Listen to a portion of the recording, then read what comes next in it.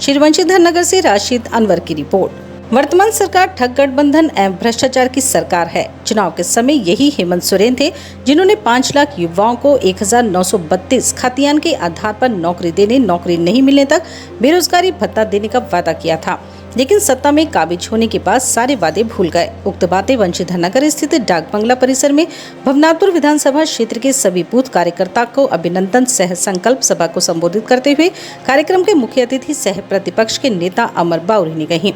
कार्यक्रम में पहुंचने से पूर्व प्रतिपक्ष नेता अमर बाउरी का भाजपा नेताओं ने हनुमान चौक पर स्वागत किया। स्वागत के बाद प्रतिपक्ष नेता ने डॉक्टर राम मनोहर लोहिया की प्रतिमा पर माल्यार्पण किया। कार्यक्रम स्थल पर प्रतिपक्ष नेता ने श्याम प्रसाद मुखर्जी तथा पंडित दीनदयाल की तस्वीर पर पुष्पांजलि अर्पित की तथा दीप प्रज्वलित किया।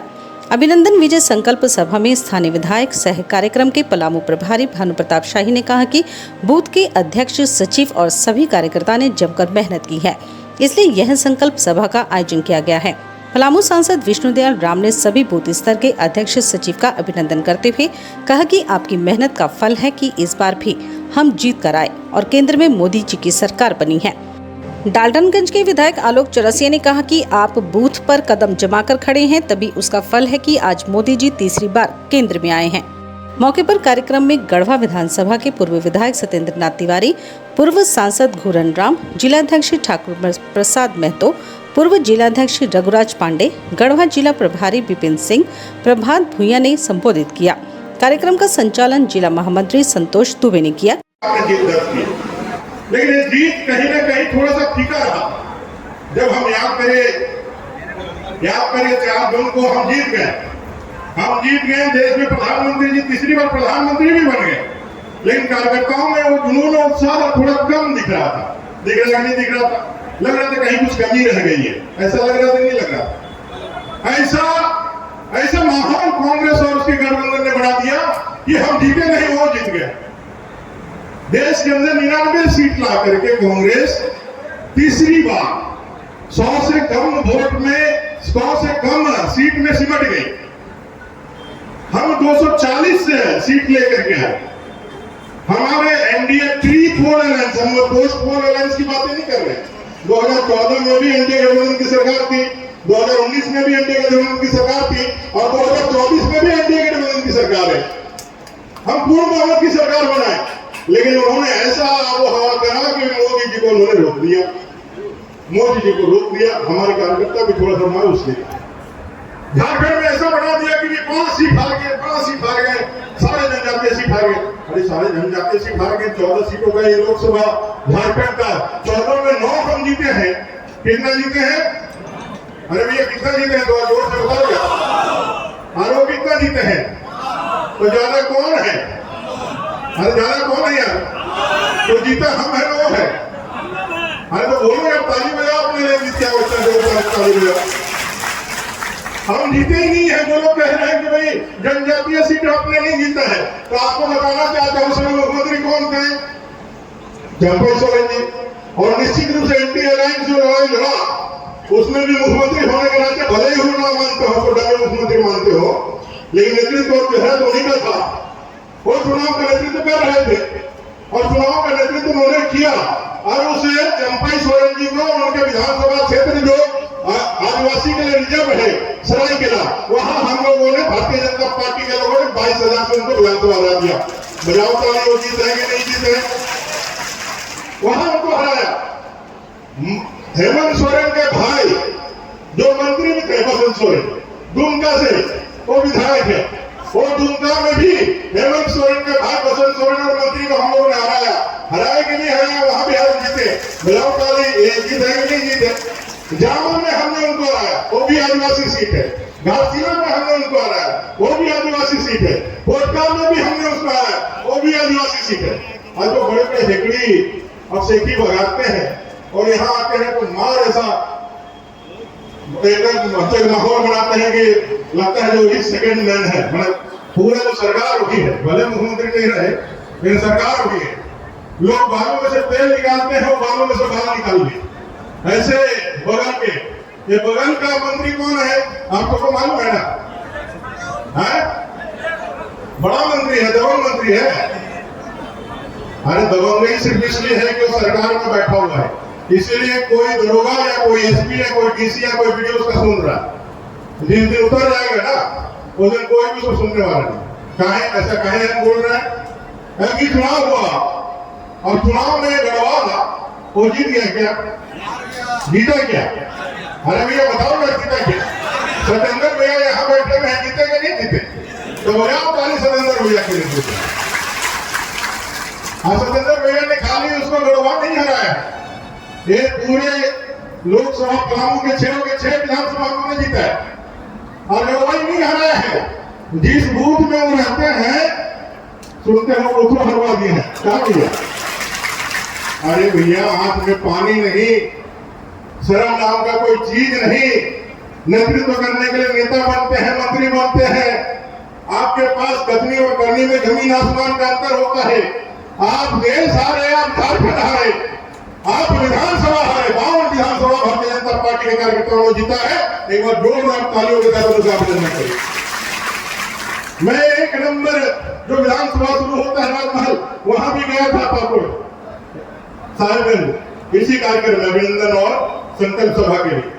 और मैं आज 81 नंबर विधानसभा में भी आया हूं जो अंतिम है इसी कार्यक्रम में। तो ईशान कोण से भंडार कोना तक मैं पहुंच गया और जो झारखंड की जनता की जो मैं बात कह रहा हूं, 5 प्रमंडल में जाके आ रहा हूं। इस बार आपसे ज्यादा तैयार झारखंड की जनता है और जिस दिन हमारी सरकार बनेगी इसको ठीक कर लीजिए भानु भैया। 2 महीने के बाद भारतीय जनता पार्टी की ही सरकार बनेगी, आपके ताकत से बनेगी। इस बात को ध्यान रखें, भारतीय जनता पार्टी की ही सरकार बनेगी।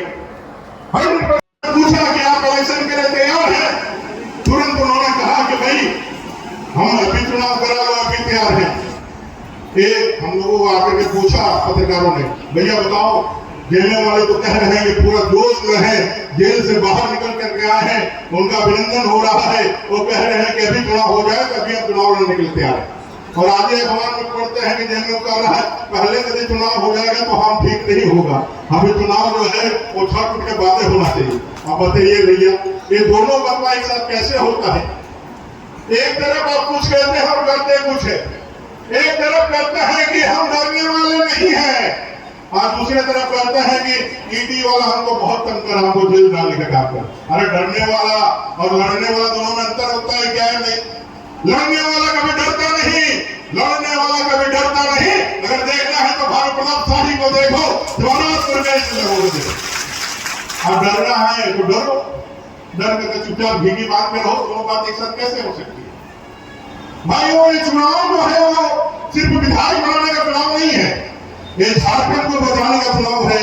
जिस तरह पीढ़ी राम ने आपको इशारा कर रहे थे, ये चुनाव माटी बेटी रोटी का चुनाव है। जो आज जंगल में दावानल की तरह लगता है, भले ही एक छोर में लगे लेकिन धीरे धीरे धीरे पूरे जंगल को खाक कर देता है। एक दिन बड़ा जंगल भी साफ हो जाता है।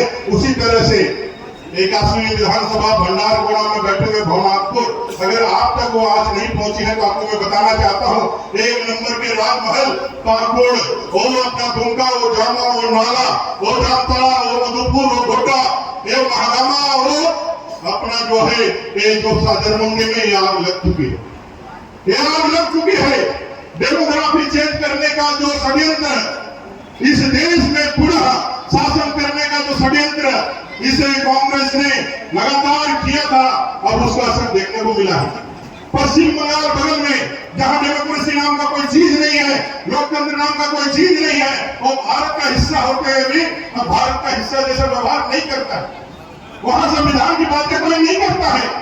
जब post election, pre election, between election जो हिंसाएं होती है, वहां टीएमसी के गुंडे, वहां ममता बनर्जी के गुंडे जो चाहते हो करते हैं। आप अपने वोट नहीं दे सकते हैं, आप अपने लिए पार्टी नहीं चुन सकते हैं। भारतीय जनता पार्टी के कार्यकर्ताओं ने अपने जान की बातें लगा करके हमें तो यहाँ छोटा मोटा केस ही सहना पड़ता है, वहां पर लोगों को मार दिया जाता है, माताओं बहनों के साथ दुष्कर्म तक कर देता है। फिर भी भारतीय जनता पार्टी और इस संविधान को बचाने के लिए, इस देश को बचाने के लिए भारतीय जनता पार्टी के कार्यकर्ता श्यामा प्रसाद मुखर्जी और दीनदयाल उपाध्याय जी के उस नेतृत्व को, उस उत्तरदायित्व को जो उन्होंने हमको साथ में किया है, उसको पूरा करने का भी जान की बाजी लगा रहा है। पूरा पश्चिम बंगाल में डेमोग्राफी चेंज हो गया है। पूरा पश्चिम बंगाल में आज अराजकता की स्थिति कायम है। उसी पश्चिम बंगाल में भी एक सत्ता बढ़ेगी, और जब बढ़ेगी तो ऐसे भ्रष्टाचारी, ऐसे ठगबाज सरकार का क्या हाल होगा ये आप लोगों को तय करेगा। ये ठगवाला सरकार है जिसने चुनाव के पहले युवाओं को ठगा, 5 लाख बेरोजगारों को रोजगार देंगे, रोजगार नहीं दिए, सरकारी रोजगार नहीं दिए तो 5,000 और 7,000 का बेरोजगारी भत्ता देंगे। और उससे आगे बढ़ने के हेमंत सोरेन जी ने कहा कि बेरोजगारी भत्ता और रोजगार न दे पाए तो राजनीति से ही संन्यास ले लेंगे। सब लोग भावता में आ गए। भाई सही में हेमंत सोरेन जी बोल रहे हैं, शिबू सोरेन जी का बेटा बोल रहा है, इन पर एक बार विश्वास करना तो बनता है। आज 5 साल खत्म होने को आए हैं, एक नौकरी इन्होंने नहीं दी, जो नौकरियां दी उसको भी बेचने का काम किया। और चाहे एसएससी हो, केमिस्ट्री हो, सीजीएल हो, नेट का परीक्षा हो, चाहे लैब टेक्नीशियन का परीक्षा हो, चाहे पीजीटी का भी जो चल रहा है उसके लिए लोग आंदोलन कर रहे हैं, उनका परीक्षा एक भी सीट इन्होंने फ्री एंड फेयर नहीं दिया। आज हाई कोर्ट ने भी बताया है, जिस स्टेटमेंट इन्फोटेक जिसने परीक्षाएं ली उसको ब्लैकलिस्ट करने का काम किया था सरकार ने, छात्रों के दबाव में, युवाओं के दबाव में, और सही था। और फिर भी जो ब्लैक लिस्टेड, जो गड़बड़ी करने वाली जो कंपनी थी उसने जो परीक्षा लिया था, आज उस परीक्षा लेने वाले कंपनी को उनको तो ब्लैक लिस्ट किया, लेकिन उसने जो परीक्षाएं ली उसके बच्चों को सफल बना करके आज नियुक्ति पत्र बांट दिया। आपने ये नियुक्ति पत्र बांट करके साबित कर दिया है कि आपके लिए धनी सबसे बड़ा है, क्योंकि आपने उनको पास कराने के लिए पैसे लिए, आपने पैसे लेकर उनको पास कराया है। इसलिए जवाबदारी आपकी बनती है कि अगर पैसा लेकर नहीं पास करा कर वो नौकरी देंगे तो सब लोग पैसा खो देंगे। बड़ी बड़ी बातें करने वाला है हेमंत जी का सरकार, अनुबंध कर्मियों को हम परमानेंट कर देंगे, अनुबंध कर्मी नाम समाप्त कर देंगे। इसी पलामू से सहायक पुलिस के लोग बैठे हुए हैं, अभी लगातार बैठे हुए हैं इस पलामू गढ़वा के लोग।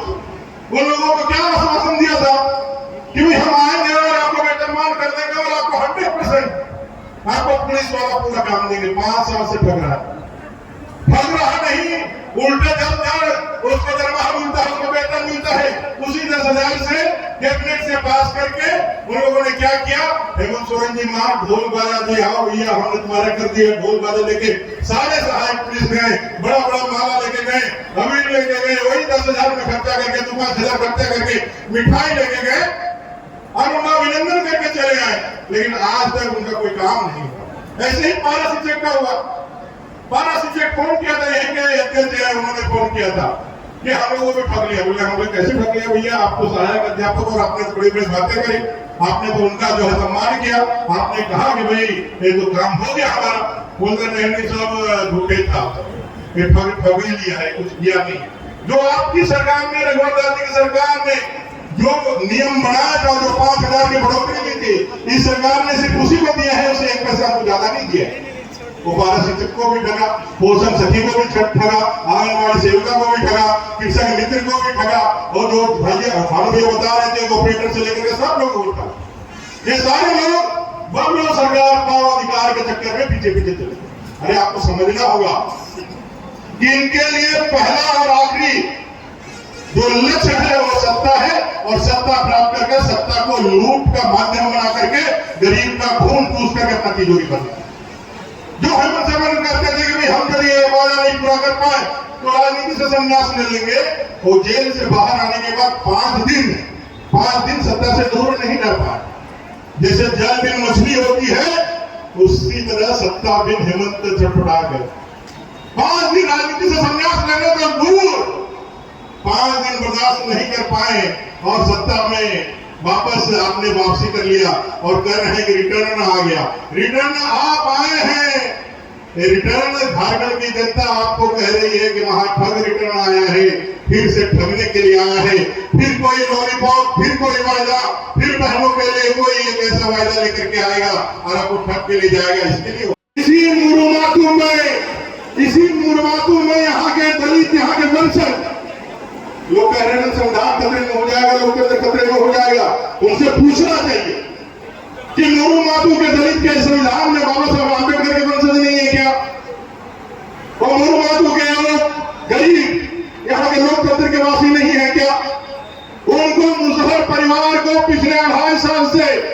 सरकार के एक टूटे फूटे अपने जो थाने के भवन में रहना पड़ रहा है। और ये लोकतंत्र और संविधान बचाने वाले बड़े बड़े बातें करने वाले कांग्रेस जेएमएम और आरजेडी के लोगों को उनका पीड़ा नहीं दिखता है क्या? तुष्टीकरण की राजनीति के लिए यहाँ के माटी बेटी को किस तरह इन्होंने खतरे में डाला है, ये आपको समझना होगा। और इसको समझ करके आगे के रण के लिए तैयार रहना होगा, आगे की जीत के लिए तैयार रहना होगा। ये जीत सिर्फ आपकी जीत नहीं होगी, ये जीत 3.5 करोड़ झारखंड की जनता की जीत होगी जो आपके भरोसे खड़ा है। ये घुसपैठियों की बात ना जेएमएम करेगा, ना कांग्रेस करेगा, ना आरजेडी करेगा। यहाँ के आदिवासियों के अस्मिता पर जो खतरा आया है उसकी बात ना जेएमएम करेगा, ना कांग्रेस करेगा, ना आरजेडी करेगा। यहाँ के दलितों के ऊपर जो अत्याचार है उसके लिए न्याय की बात ना कल्पना सोरेन करेगी, ना दीपिका पांडे करेगी, ना कोई और करेगा।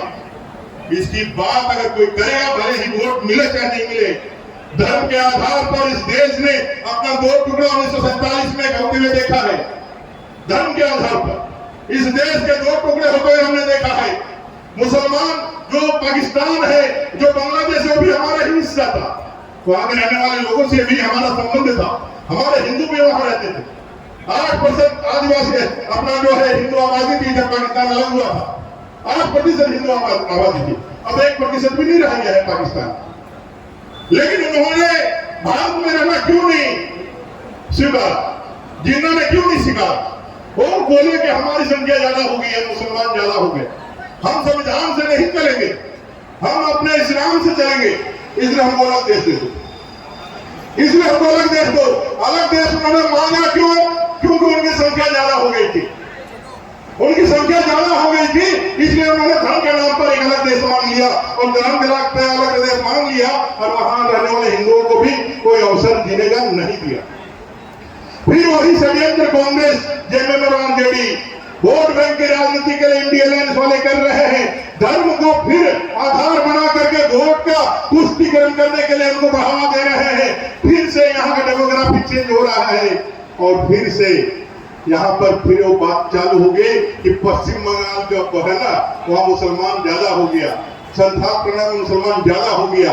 अभी हो ही रहा है।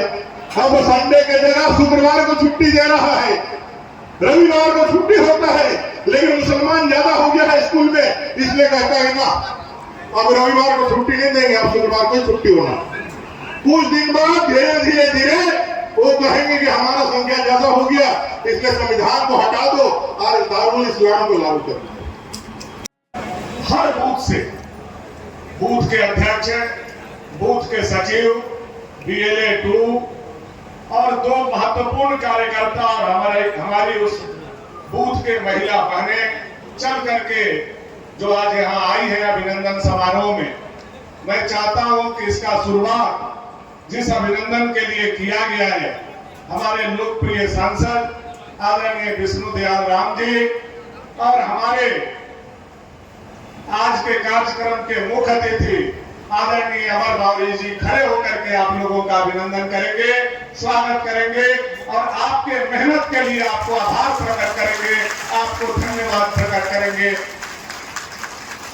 आपने देखा कि आपने जो मेहनत किया, हमारे सांसद जी ने, हमारे नेता प्रतिपक्ष और सभी सम्मानित मंच ने आज आपका सम्मान करने का काम किया है। और मैं चाहता हूं कि अभिनंदन तो हो गया, लेकिन आने वाला समय में जो विजय का संकल्प हम लोगों को लेना है, तो एक बार आप लोग खड़े होकर के विजय का संकल्प लीजिए कि आने वाला समय में भारतीय जनता पार्टी की सरकार हम लोग झारखंड में बनाएंगे। यह संकल्प के लिए हम आप सभी लोगों को हार्दिक अभिनंदन करते हैं, हार्दिक स्वागत करते हैं।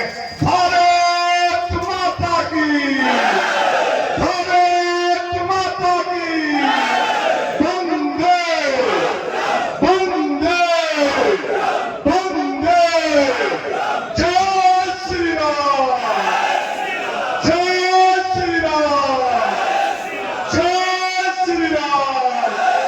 मैं पूरे मंच के तरफ से आप सभी लोगों का, जिन लोगों ने इस तपती धूप में कठिन परिश्रम किया है, कठिन मेहनत किया है और अपने लोकप्रिय सांसद के माध्यम से 56 इंच के छाती वाला नरेंद्र भाई मोदी को तीसरा बार प्रधानमंत्री बनाने का काम किया है।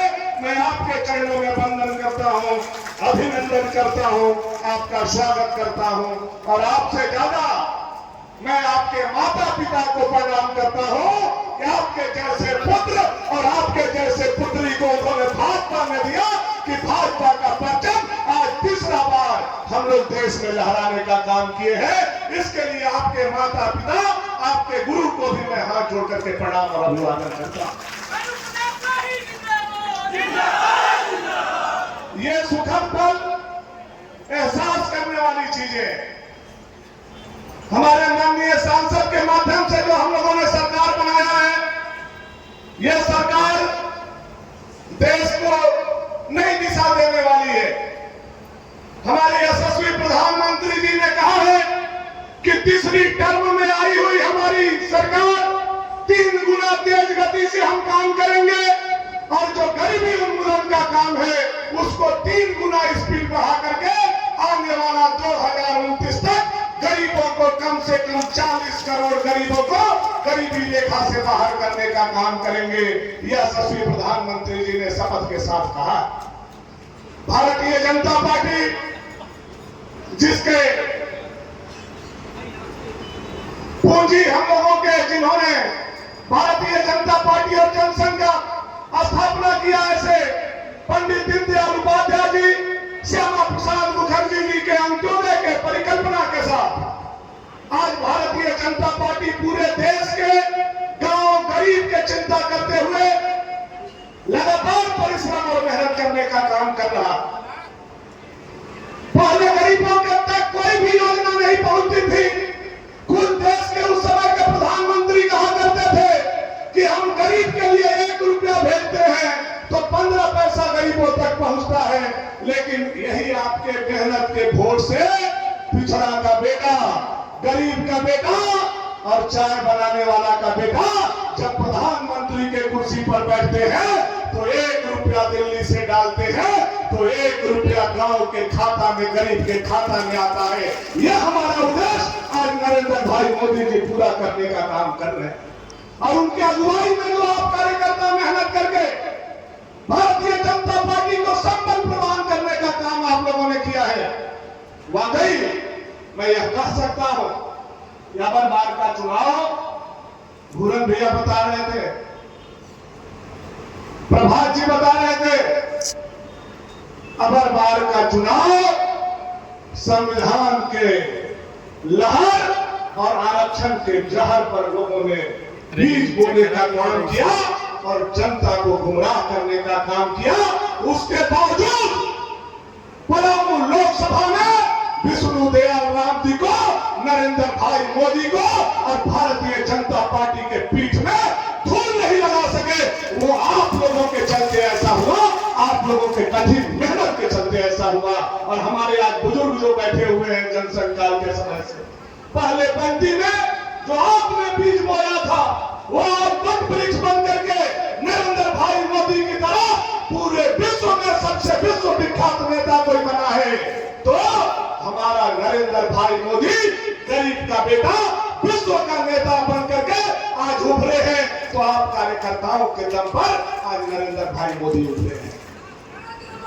और मैं ये भी कह सकता हूं, जिम्मेदारी से कह सकता हूं कि यह जो लोकसभा चुनाव हुआ है इसमें नरेंद्र भाई मोदी चुनाव नहीं जीते हैं, इसमें विष्णु दयाल राम जी चुनाव नहीं जीते हैं, इसमें ठाकुर माता जी चुनाव नहीं जीते हैं, इसमें अलोक चौरसिया जी चुनाव नहीं जीते हैं, इसमें भानु प्रताप शाही चुनाव नहीं जीते हैं। इसमें अगर कोई चुनाव जीता है तो बूथ पर रहने वाला कार्यकर्ता चुनाव जीता है। आपके बदौलत हम यह चुनाव जीते हैं, आपके बदौलत मोदी जी तीसरा बार इस कुर्सी पर विराजमान हुए हैं। वो आपके मेहनत, आपके परिश्रम, आपके तपस्या से यह काम सफल हुआ। अगर आप मेहनत और तपस्या नहीं करते तो जो साजिश रची गई थी देश और दुनिया से, तीसरा बार कमल हम लोग नहीं खिला सकते। ऐसा साजिश जो कभी कोई कल्पना नहीं कर सकता। मैं आदरणीय सांसद जी को बताना चाहता हूं और नेता प्रतिपक्ष जी को भी कहना चाहता हूं, जिस दिन हम लोग शिवाजी मैदान में कार्यक्रम किए थे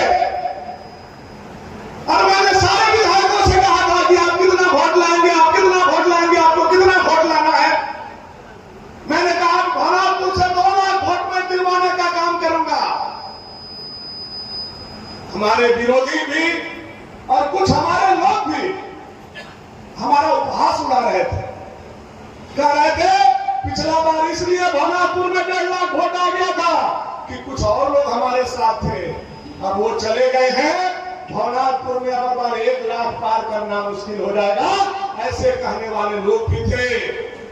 और उसी दिन जिस दिन मैंने शपथ लिया था, मैंने दूसरा शपथ बांधा कि पिछला बार से एक भी वोट हम कम नहीं होने देंगे। कार्यकर्ताओं ने जो पसीना बहा करके आप लोगों के बदौलत भवनाथपुर में वोट कम नहीं हुआ, बल्कि आप लोगों ने बढ़ाने का काम किया, ये आप लोगों की बदौलत है। कभी भी सांसद विष्णुदेव राम जी या मैं विधायक भानु प्रताप शाही कभी भी आपके ऋण से उऋण नहीं हो सकते, कभी भी हम लोग आपके इस ऋण से उऋण नहीं हो सकते हैं जो आप लोगों ने अबर बार मेहनत किया है। 2 बार का जीत हवा तूफान की जीत थी, लेकिन अबर बार की जीत कार्यकर्ताओं की जीत है, बूथ अध्यक्ष का जीत है, मंडल की जीत है, एक महिला का जीत है, एक किसान का जीत है, एक नौजवान का जीत है और एक जनता का जीत है। यह आप लोगों के बदौलत जीत आज संपन्न हुआ। वास्तव में आप अभिनंदन के अधिकारी हैं और आज अभिनंदन भी आपका हुआ है कि नहीं हुआ है? आपके गले में मेडल है कि नहीं है? गले में मेडल है, थोड़ा सा ऐसे निकाल, ऐसे उठा के दिखाइए, गले में मेडल है तो सारे लोगों के गले में यह मेडल मिला है। यह मेडल किस लिए मिला है? यह खेल में मिलता है। जब हमारा खिलाड़ी विजय होता है तब मिलता है। और मैं आज कह सकता हूं कि जैसे आज भारत जाकर के अमेरिका में T20 का मैच वर्ल्ड कप जीता है, यह मेडल भारतीय जनता पार्टी के वर्ल्ड कप के जीत के खुशी में आपके गले में पहनाई गई है। मैं आपको यह कहना बताना चाहता हूं, क्योंकि बूथ पर आपने लड़ा है, आपने उस जाति के जहर को मारने का काम किया है, आपने उस अफवाह को दफन करने का काम किया है और आपकी जितनी भी प्रशंसा आज किया जाए वह कम है। मैं कोई राजनीतिक बातों में आप लोगों को उलझाना नहीं चाहता, लेकिन आदरणीय सत्येंद्र भैया ठीक बोल रहे थे कि झारखंड के दृष्टि से जो अभी चुनाव हुआ मई और जून में, यह सेमीफाइनल था। फाइनल अभी आपका अक्टूबर में होने वाला है। आप लोग तैयार हैं फाइनल खेलने के लिए? तैयार हैं? तैयार है? 1 बजे उठाया है वो तैयार नहीं है, अब आधा ये उठाया है, हमको लगता है मन दुविधा में। तैयार है आप लोग? आप लोग तैयार हैं? तो आज झांके हुए पूरे विधानसभा के कार्यकर्ता यहां बैठे हैं।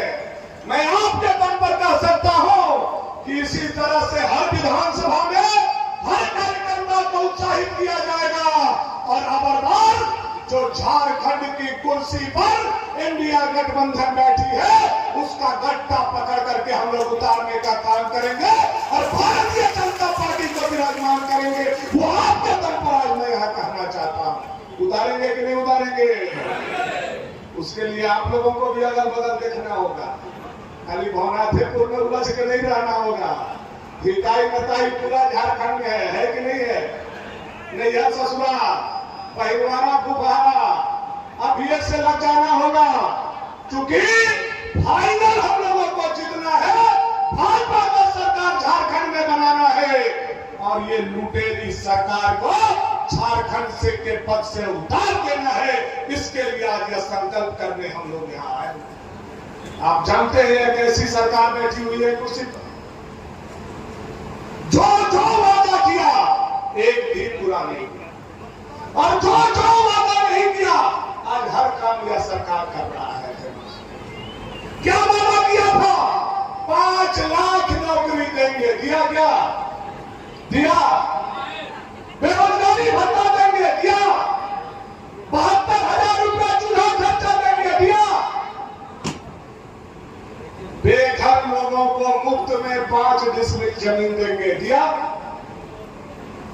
बूढ़ा बूढ़ी का पेंशन 2,500 कर देंगे, दिया। 2500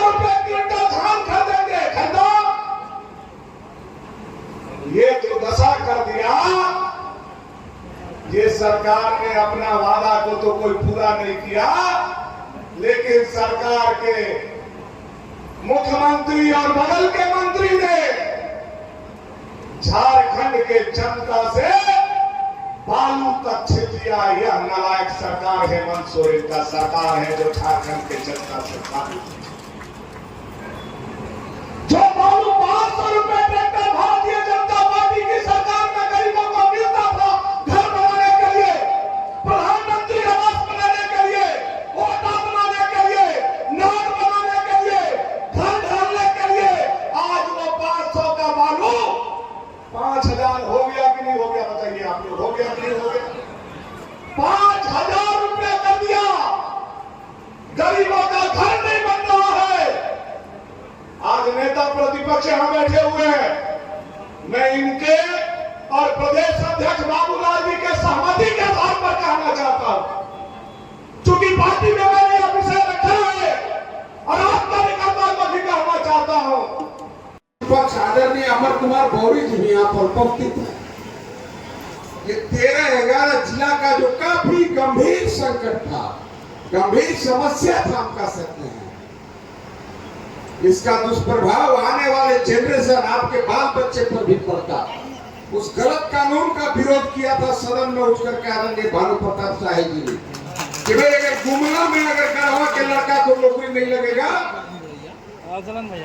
तो गढ़वा में भी गुमला के लड़का को नौकरी नहीं लगेगा।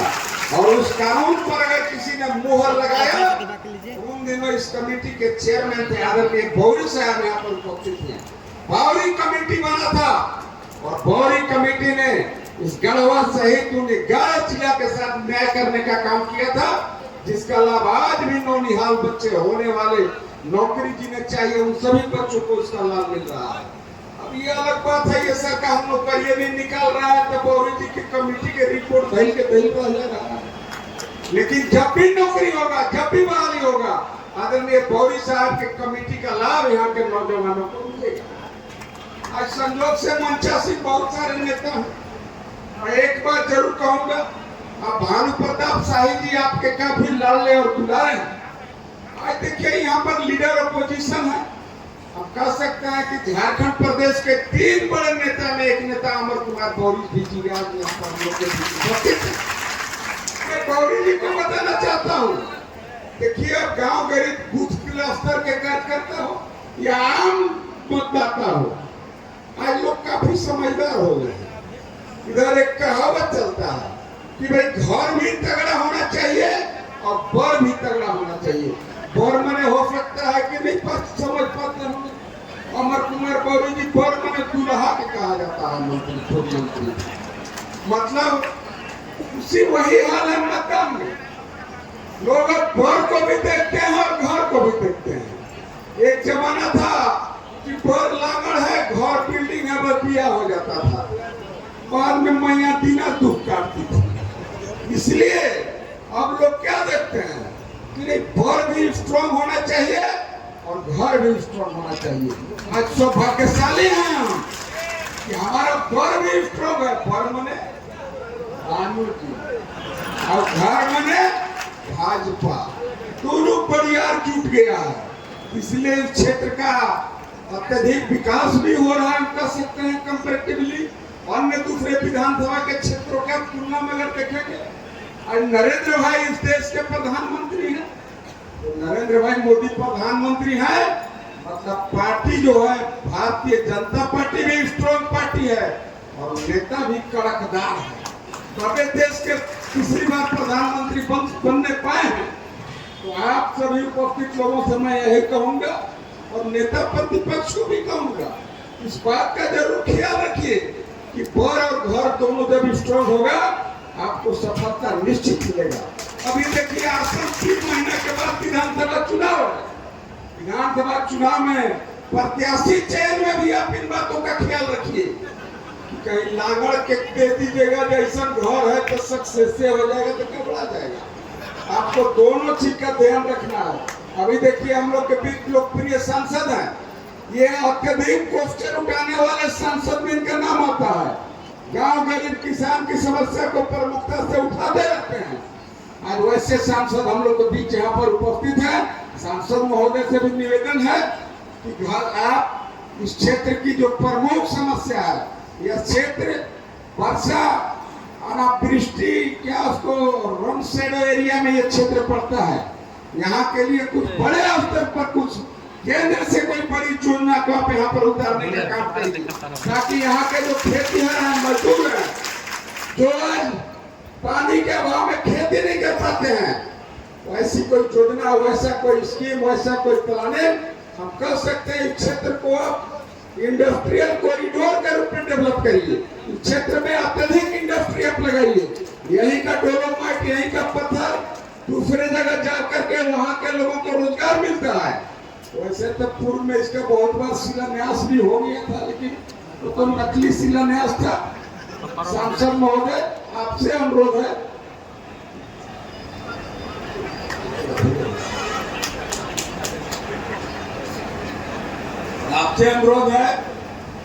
आप इस क्षेत्र की प्रमुख समस्या को मजबूती से उठाइए। एक बात विशेष आवेदन ये है कि अभी वर्तमान सरकार ने प्रधानमंत्री आवास, जो काफी महत्वपूर्ण योजना है, गरीब गुरबा का दिवस स्वप्न हुआ करता था कि हमें भी पक्का मकान मिलेगा। मोदी जी ने बहुत सारा आवास बनाने का काम किया। पिछले दिनों 4 करोड़ आवास बना, लेकिन अभी भी गांव में चले जाइए, 60% लोग अभी भी आवास के लाभ से वंचित रह गए हैं। और बदले में देखा इसकी राज्य सरकार ने भी एक योजना प्रारंभ किया, कहा कि मोदी जी आवास नहीं दे रहे हैं, अब हम देंगे। धन्यवाद देने का सोच अगर है तो अच्छा बात है।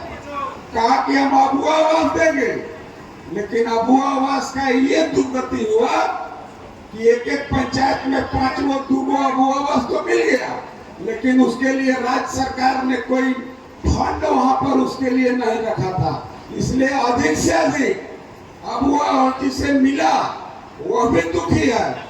50,000 है उसके खाते में चला जा पाया। आज कई लोग हैं यहाँ पर, राज्य सरकार ने आम गरीब गुरबा किसान को ठगने का काम किया। सांसद महोदय, इस बात को प्रमुखता से आप लोकसभा में रखिए। ग्रीन कार्ड बनाने का काम किया, बोला कि मोदी जी के माध्यम से जिन्हें राशन नहीं मिलता है हम उनको कंपनसेट करेंगे। अब राज्य सरकार की तरफ से ग्रीन कार्ड बना करके लोगों को देंगे। उन्होंने देने का भी काम किया, लेकिन 2 बार उनको राशन मिला, उसके बाद राशन लेना बंद हो गया। आज ग्रीन कार्ड कार्यक्रम में भाजपा के वरिष्ठ नेता शारदा महेश प्रताप देव, लातेहार प्रभारी मुकेश निरंजन सिन्हा, दयानंद भगत, लक्ष्मण राम, मुकेश चौबे, ओम प्रकाश गुप्ता, कुमार कनिष्क, अशोक सेठ, विकास पांडे, विक्रांत सिंह उर्फ सोनू सिंह, प्रमुख उर्मिला देवी, लवली आनंद, मधुलता कुमारी, अनीता गुप्ता, पूर्व प्रमुख रविंद्र पासवान, उप प्रमुख गणेश प्रताप देव, इंद्रमणि जायसवाल, प्रताप जायसवाल, अनिल चौबे, राजीव रंजन तिवारी, अशोक सिंह, दिलीप शर्मा, उमेंद्र यादव, मथुरा पासवान, विभूति भूषण चौबे, लालमोहन यादव सहित काफी संख्या में भवनाथपुर विधानसभा क्षेत्र के भाजपा कार्यकर्ता उपस्थित थे। धन्यवाद।